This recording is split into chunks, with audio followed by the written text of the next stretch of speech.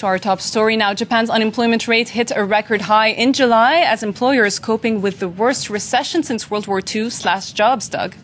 Yeah, this couldn't be more unwelcome news for Prime Minister Taro Aso. As we know, his long-ruling Conservative Party, it's been in power for, 53 years now, trailing very badly in the polls with just 2 days left before these general elections.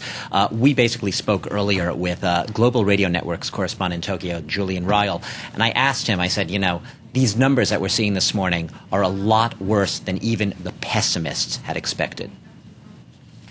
They've come at a very, very bad time for the government, and I have to say, I think these are going to be the final nail in the coffin of this administration. They are terrible. They're the worst since the end of the war, and I really don't think that anyone here in Japan who has a vote can in any way see this as being positive.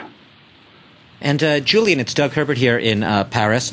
The other bogeyman stalking Japan that we talk about all the time is big, bad deflation. Prices start to fall, and they continue to fall in a vicious spiral. We have some pretty bad news on that front, I understand, as well this morning. Absolutely. Again, people aren't spending. They're very concerned about their jobs. Many of them didn't get bonuses this summer, and those that did got smaller bonuses. People just don't have the money to spend. And it looks very much as if we're going to be sliding back into a deflationary spiral that we saw here in the 1990s.